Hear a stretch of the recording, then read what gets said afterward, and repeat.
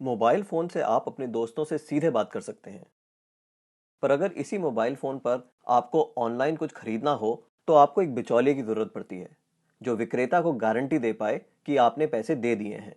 पर क्या यह मुमकिन है कि एक क्रेता और विक्रेता आपस में सीधे समझौता कर लें, बिना किसी बिचौलिए की सहायता के? ब्लॉकचेन नामक एक नई टेक्नोलॉजी ऐसा मुमकिन कर रही है। ब्लॉकचेन को आप एक वितरित डेटाबेस यानी डिस्ट्रीब्यूटेड डेटाबेस मान सकते हैं, जो कि एक दो कंप्यूटरों पर नहीं, हजारों लाखों कंप्यूटरों पर प्रतिलिपित है। ब्लॉकचेन का हर एक कंप्यूटर हर एक रिकॉर्ड के पूरे इतिहास का वर्णन रखता है। यह डेटाबेस एन्क्रिप्टेड है, यानी हर एक रिकॉर्ड गोपनीय तरीके से दर्ज किया गया है। ब्लॉकचेन फॉल्ट टॉलरेंट भी है, यानी अगर इस सिस्टम में कुछ कंप्यूटर खराब भी हो जाते हैं, तब भी यह सिस्टम ठीक तरह से काम करता रहता है। ब्लॉकचेन डेटाबेस एक सार्वजनिक बही खाता यानी पब्लिक लेजर है, जिसमें कोई भी नए समझौते या रिकॉर्ड को दर्ज करने के लिए कई सारे साझेदारों की स्वीकृति की जरूरत पड़ती है। इसको हैक करना बहुत मुश्किल है, क्योंकि ऐसा करने के लिए हैकर को एक ही क्षण हजारों कंप्यूटरों को एक साथ हैक करना पड़ेगा। यह कारण है कि हम ब्लॉकचेन को एक सुरक्षित टेक्नोलॉजी मानते हैं। ब्लॉकचेन का पहला प्रयोग हुआ था 2008 में, जब बिटकॉइन नामक एक डिजिटल मुद्रा का आविष्कार हुआ।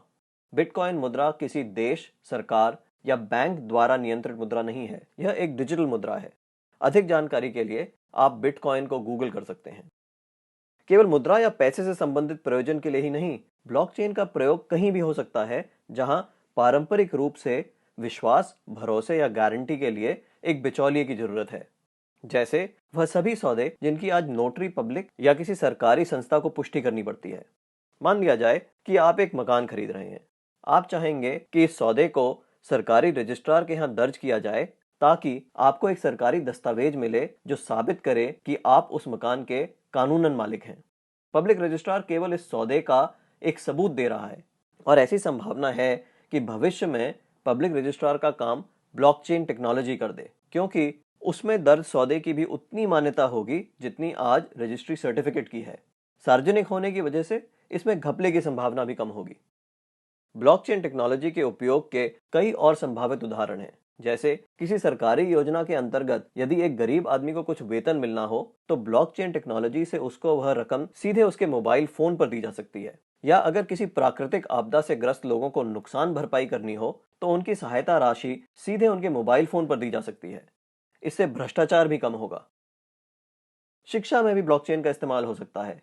कागजी डिग्री के बदले छात्रों को ब्लॉकचेन आधारित डिग्री दी जा सकती है। इससे जाली डिग्री की समस्या का भी समाधान हो सकता है। ब्लॉकचेन उन टेक्नोलॉजी में एक है जो 21वीं सदी की अर्थव्यवस्था में बहुत बड़ा परिवर्तन लाने की क्षमता रखती हैं। आपको ब्लॉकचेन टेक्नोलॉजी में क्या नया हो रहा है, इस पर नजर जरूर रखनी चाहिए।